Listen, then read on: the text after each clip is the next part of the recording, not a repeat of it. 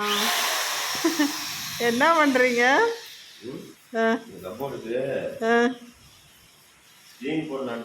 ஸ்க்ரீனா? அதுக்கு கம்போர்டு போட்டாங்க, செலவு அதிகமாகும். போடுங்க போடுங்க.